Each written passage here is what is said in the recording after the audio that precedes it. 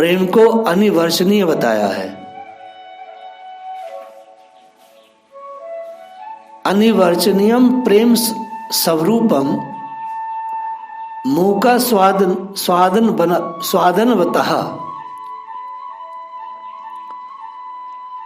अनिवर्चनीय प्रेम स्वरूपम मूक स्वादनवतः। जैसे गूंगा नहीं बता सकता स्वाद क्या है, अनिवर्चनीयम प्रेम स्वरूपम। हम लोग निषाद गुहे जी की कथा को स्मरण कर रहे हैं।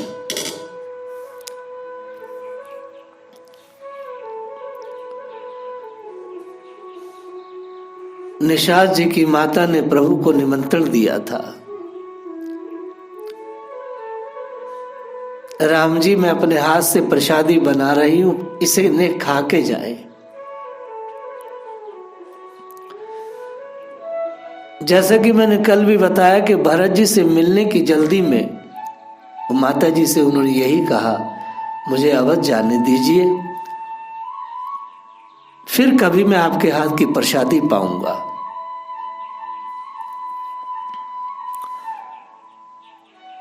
और निषाद जी की माँ इसी भावना से अपना उन्होंने देह छोड़ा कि मैं राम जी के अपने हाथों से कोई सेवा न कर सकी।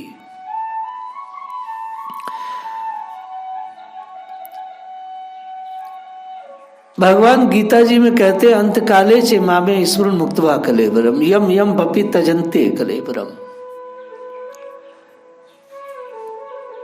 अंत काल में जिस भाव से जीव देह छोड़ता है वही गति मिलती है। तो अंत काल में कैसे ईश्वर मिले या अगला जन्म सुधरे? जिसने सारा जन्म भगवान के नाम का आश्रय लिया हुआ, तभी तो अंत में राम निकलेगा मुंह से। नहीं तो अंत काल मुझको राम आवा ही नहीं। जन्म जन्म मुनि जतन कराई। लेकिन ये जो निषाद जी की मां थी, ये तो बेचारी दिन रात यही सोचती थी कि राम जी किसी दिन आएंगे और मैं उनकी सेवा करूंगी।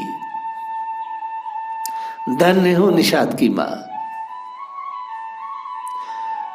राजा गुहे की मां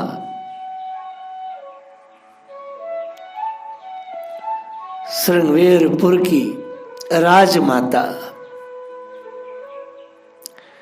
एक ऐसी राजमाता थी कि इनके मन में बात दिन रात यही चटपटी लगी, आज आएंगे कल आएंगे। और हमारे रामलला ने कहा भी था, मैया तेरे हाथ को खाऊंगो। तो मैया जो कहा था बड़े भाव से, क्योंकि गुहे की माँ है, गुहे उनके मित्र हैं, बचपन के मित्र, बाल सखा हैं, एक साथ पढ़े बड़े लिखे हैं, एक ही गुरुकुल में सब पढ़े हैं ये लोग। हमारे यहाँ छुआछूत नहीं थी, हमारे यहाँ जात पात नहीं थी, हमारे यहाँ तो भैया भक्ति और अभक्ति का ही नाता था। बस जो भक्त मंडली और अभक्त मंडली, बस दो ही संसार में जाती हैं, सुर जाति और असुर जाति,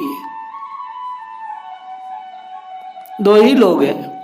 एक सुरों का दल है, एक असुरों का दल है, और कोई जाति नहीं है हमारे यहाँ। ये तो वर्ण व्यवस्था है। तात्विक दृष्टि से देखा जाए तो 7.5 अरब मनुष्य, ये सब एक ही जाति के, एक ही, ये सब मनुष्य है, मनुष्य जाति है।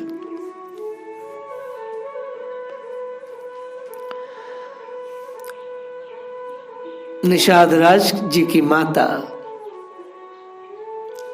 मनोरथ करती रहती, मन ही मन मनोरथ करती रहती थी।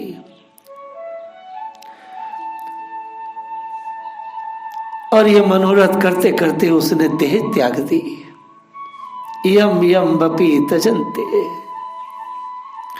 आप यदि भगवान के लिए मनोरथ करोगे तो प्रभु इस जन्म में नहीं तो अगले जन्म में तो मिलेंगे ही मिलेंगे। ऐसा मनोरथ, मैं ठाकुर जी को अपने हाथ से प्रसादी बना के पवाऊंगी, देखूंगी टुकुर टुकुर कि वो खा रहे हैं मेरे द्वारा। ऐसा श्रेष्ठ मनोरथ। मनोरथ करो तो भगवान का करो, किसी का नहीं। ये मनोरथ अपनी छाती में लेकर के निषाद जी की मां ने अपने देह को छोड़ दिया, प्राण छोड़ दिए।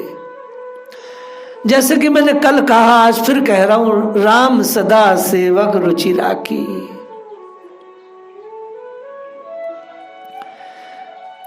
भगवान ने विचार किया, भगवान तो घट घट में है, हमारे अंदर एक चिप है, उस चिप को तो आत्मा कहते हैं। उस आत्मा में सभी फीड होता रहता है, परमात्मा उसके द्वारा जान जाते हैं।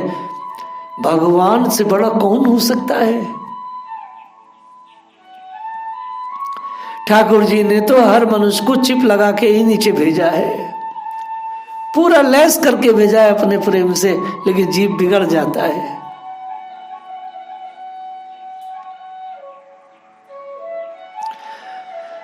यही निषाद राज की मां श्री कृष्ण अवतार के समय फल बेचने वाली मालिन हुई। तब श्री कृष्ण रूप में इनकी अभिलाषा पूर्ण की है भगवान। अपनी चिर कामनाओं को संजय हुए मालिन नित्य प्रति नंदपोरी पर फल ले लो की आवाज लगा जाती है।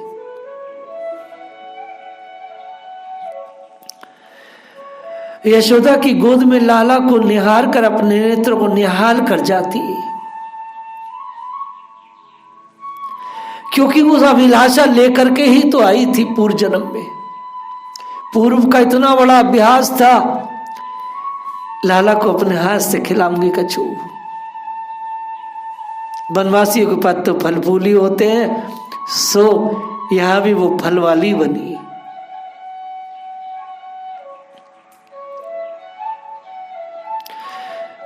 वे इस द्वार से निराश खाली हाथ कभी नहीं जाती। कभी मैया यशोदा, कभी बाबा नंद अपने लाला के लिए फल लेते और मालिन उन्हें देकर अत्यंत हर्षित होती। परंतु एक अभिलाषा उसके हृदय को लगातार आंदोलित करती रहती कि काश किसी दिन कन्हैया मुझसे फल मांगता। उस भाव अवश्य भगवान से कैसे रहा जाता। एक दिन मालिन ने आवाज लगाई, उधर भगवान के हृदय में भी चटपटी थी। भक्त जैसा भजते भगवान, गीता जी में कहते मैं भी उनको भजता हूं।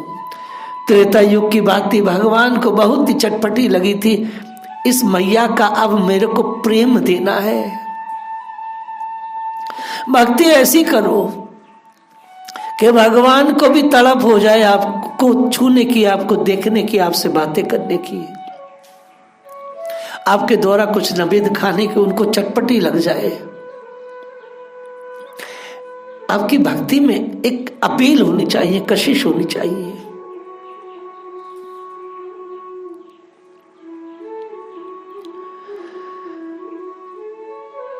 किसी दिन कन्हैया मुझसे फल मांगे, फल लो जी फल, फल लो जी फल। लाला मचल पड़े, मैया यदि तू कहे तो आज मैं फल खरीद लाऊं। मैया ने हंसकर कहा, लाला पैसे भी पास में हैं कि वैसे ही खरीदोगे। कृष्ण ने अपने बाल सुलभ स्वभाव से जेब में हाथ डाला तो वहां एक भी पैसा नहीं, वहां कुछ नहीं। बात बड़ी पक्की है। आनंद कोटि ब्रह्मांड की ऐश्वर्य अधिष्ठी जिसकी चरण सेविका हो, उनके पास एक पैसा नहीं। वस्तुतः वह परमात्मा सर्वेश्वर वाहन होकर भी प्रेमियों के ऋणी है। अतः प्रेमों के यहां तो बिना दाम के ही उनकी टहल बजाते हैं। मां हंस गई। लाला ने तुरंत दूसरी तरकीब सोच ली। ब्रज अन्न की ढेरी लगी थी। मां के देखते देखते अंजलि में अन्न भरकर फल खरीदने चले। ये कौन जा रहा है? ये कौन जा रहा है फल लेने? विचार करने की बात है।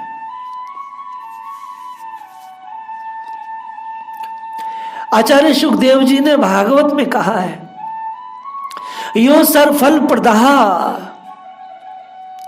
ये फल लेने कौन जा रहा है?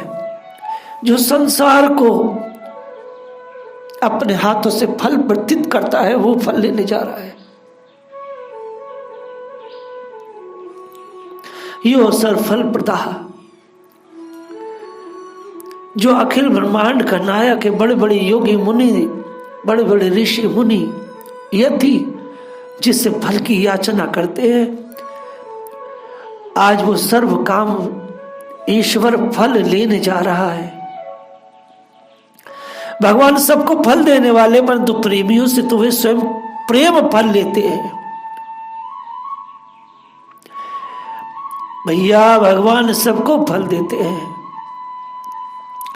लेकिन प्रेमियों से तो वे स्वयं प्रेम फल लेते हैं। नन्हे हाथ शिथिल अंजलि ठुमुक ठुमुक चाल, मालिन के पास पहुंचते पहुंचते सब धान्य गिर गए। 2-4 दाने अंगुलों के गांवों में अटके थे, वही ले जाकर मालिन की डाली में डाल दिए। वो डलिया थी ना फलों की, उसमें डाल दिए।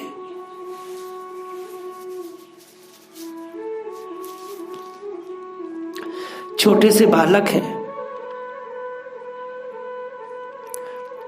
2-4 दाने अंगुलों के गांवों में अटके थे, वही डाल दिए। उसकी डलिया महादिव्य मणि रत्नों से आपूरित हो गई। विशंभर के लिए एक डलिया भर देना कौन बड़ी बात है। एक बात बड़े महत्व की है यह कि मालिन ने फल दिया नहीं, सोचा भर है, संकल्प भर किया है, और भगवान ने उसके फलदान का फल पहले ही प्रदान कर दिया। अभी दिया नहीं था फल, केवल सोचा था।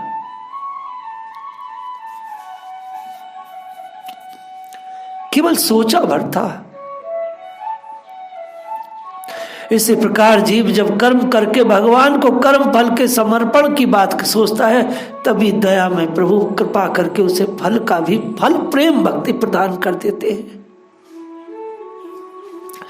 आप भी यदि छोटी छोटी सेवाओं का जो फल है वो भगवान को अर्पित करेंगे, वो सारा का सारा कर्म का समर्पण भगवान को देंगे, तो ठाकुर जी उस समर्पण का जो फल है, जिसे प्रेम भक्ति कहते हैं, वो आपको देंगे। मालिन तो लाल के रूप सुधा सागर में निमग्न हो गई। लाल खड़े फल की प्रतीक्षा में। अरे भाई, मालिन को तो भी कम प्रतीक्षा नहीं करनी पड़ी थी। अब लाल को कहना पड़ रहा है, मालिन मुझे फल दे दो। भगवान प्रेमी के दरवाजे पर है,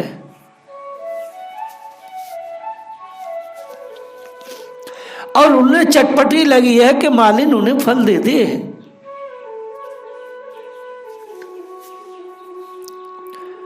लेकिन मालिन फल नहीं दे रही है। मालिन भगवान के रूप सागर में डूब चुकी है। आचार्यगण कहते हैं वो देर क्यों कर रही है, वह फल क्यों नहीं दे रही है।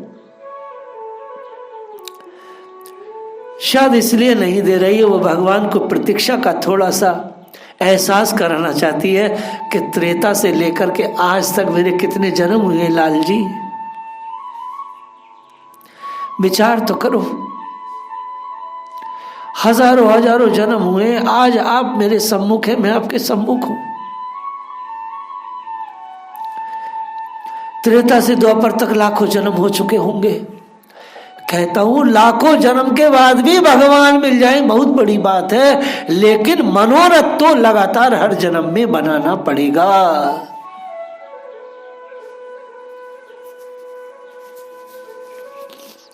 मुझे भगवान से मिलना है,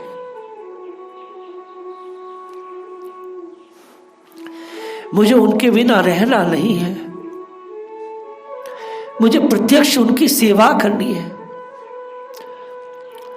यही एक सॉफ्टवेयर था जिसके कारण वो आज, वह निषाद जी की माँ आज फल बेचने वाली मालिन, वो भी ब्रजमंडल में जन्म लिया है, बनी है, और भगवान सामने है।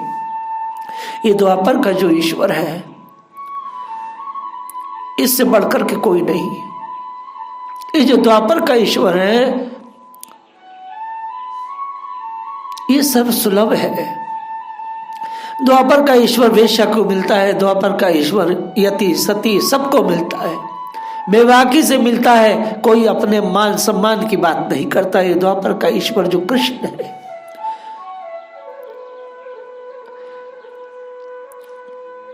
ये किसी परिधि में नहीं, किसी वैदिक रीति नीति में नहीं, ये स्वतंत्र है। ये ईश्वर तत्व की पूर्ण खिलावट है।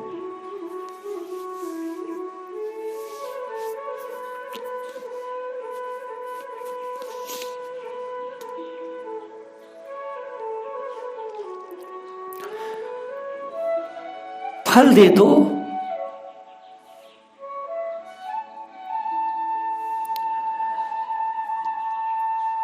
फल मांग रहे हैं और वो रूप सागर में डूबी है।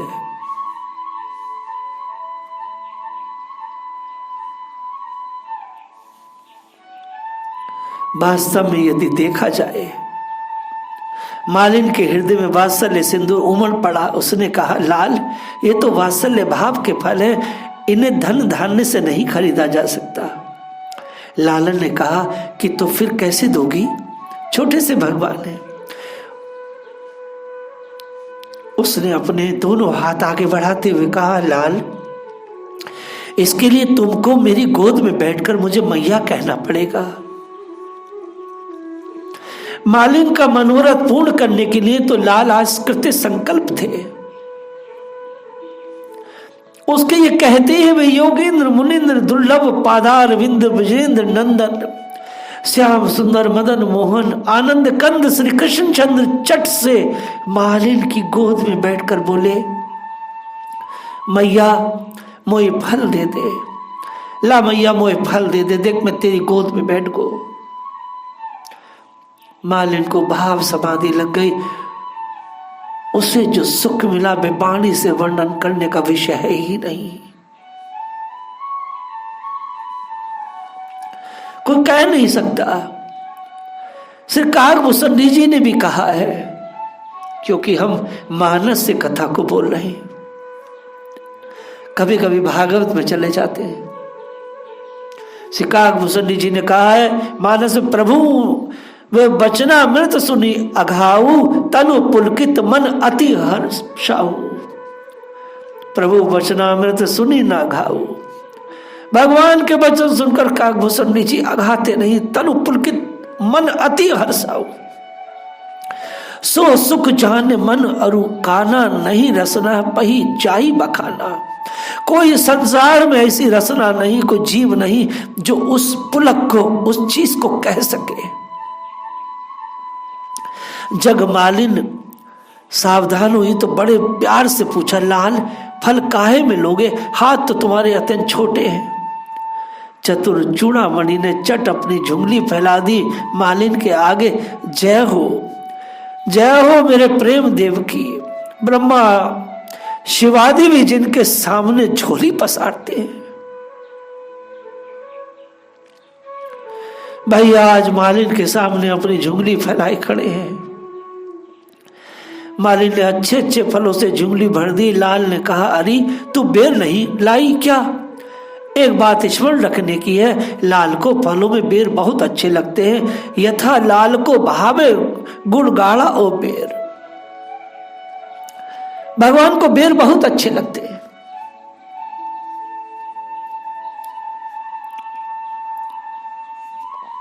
मालूम है लाला को बेर इतने अच्छे क्यों लगते हैं? अरे भाई शबरी के यहाँ जो पाए थे तभी से इनको बेर का चस्का लग गया है।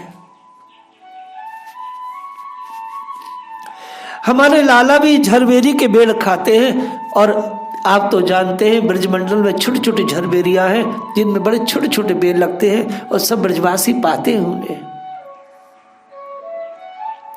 मालिन ने धन्य माना अपने बेरों को जिनको प्रभु ने स्वयं मांग कर लिया। भक्त और भगवान दोनों पूर्ण काम हो, दोनों भक्त और भगवान दोनों पूर्ण काम हो, दोनों का ध्यान करते हुए अपनी अपनी राह लिए। देखो भैया भगवान अपने दरवाजे पे जाने लगे तो भक्तानी की जो मालिन है उसका ध्यान करते हुए, और भक्तानी जा रही है भगवान का ध्यान करते हुए, दोनों का ध्यान करते हुए जा रहे हैं और दोनों ही पूर्ण काम हो गए।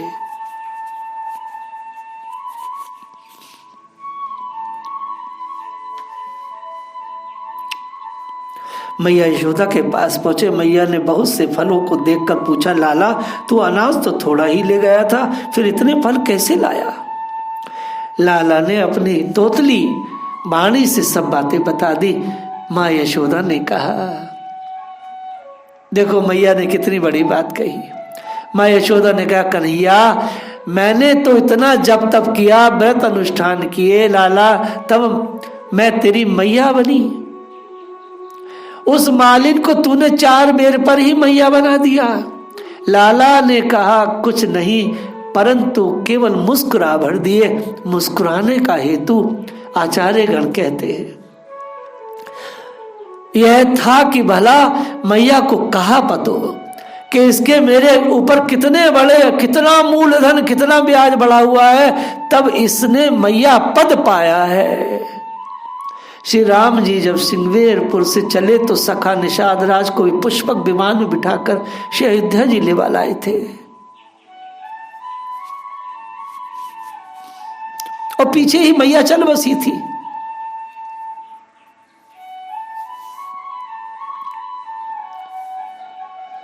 हम निषाद जी की मां की बात कर रहे हैं। माँ यशोदा ने उलाहना दिया, तूने 4 बेरों पर उसे मैया कह दिया, तूने 4 बेरों पर उसको उसकी गोद में बैठ गया। लाला मैंने तो तेरी बहुत तप किया। भगवान ये नहीं, भगवान किसी की बात किसी से नहीं कहते, अपने भक्तों के राजों को अपने दिलों में दफन रखते हैं, अपने हृदय में समाये रखते, किसी से बोलते नहीं। वो कैसे कहे, लाखों जन्म इसने भजन किया है, तब जाके मैं क्षणिक इसकी गोद में बैठूं, क्षणिक छूट थोड़ी सी देर के लिए। भगवान सबका हिसाब रखते हैं।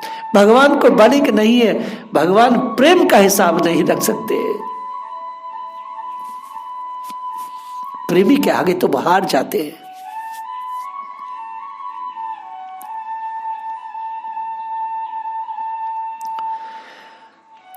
निषाद जी के भाव को देख करके भगवान ने बड़ी सुंदर बात कही है।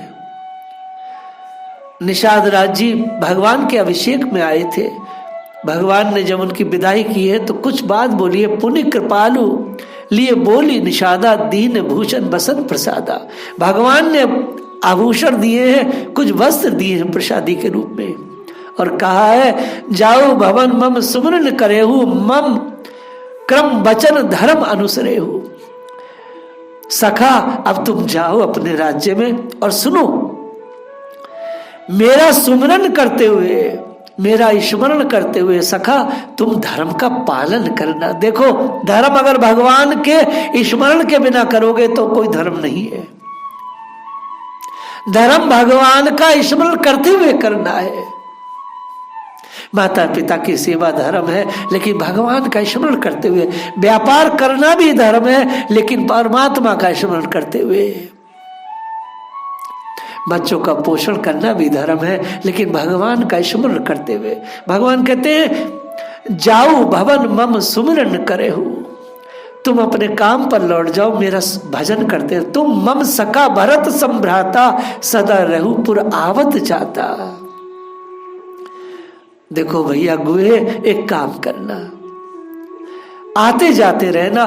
भगवान ने निषाद राज को भरत संभ्राता कहा है, भरत के समान कहा है। ये सम्मान की पराकाष्ठा है, ये प्रेम की पराकाष्ठा दिखाई गई है भगवान के मुख से। हम लोग प्रेम तत्व पर बात करते हैं, हमारी कथा में सिर्फ प्रेम प्रेम और प्रेम तत्व की ही चर्चा है। प्रेम वैराग्य पर खिलता है, ब्रह्मचर्य होना चाहिए। श्री भरत लाल जी से बढ़कर कोई श्री राम प्रेमी नहीं। यथा भरत सरिस को राम सनहि, जग जपु राम राम जपु जेहि। भरत सरिस को राम सनहि। भरत जी कैसे है। राम जी को सब जपते हैं मगर राम जी भरत जी को जपते हैं।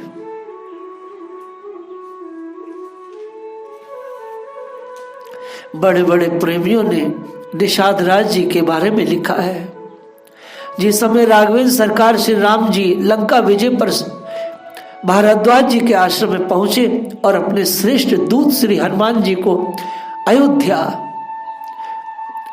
और भरतलाल जी को अपने शुभागमन की सूचना देने के लिए भेजा, तो मित्र वत्सल प्रभु ने अपने सखा निषाद जी को सूचित करने के लिए हनुमान जी से कहा।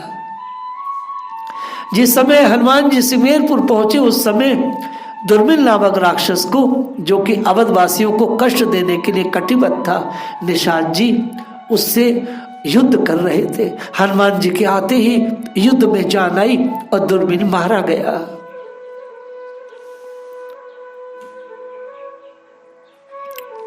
निषाद जी का प्रेम भगवान से, निषाद जी की मां का प्रेम ठाकुर जी से, ये प्रेम पथ है भैया। भगवान सिर्फ प्रेम से मिलते हैं। जय श्री राधे।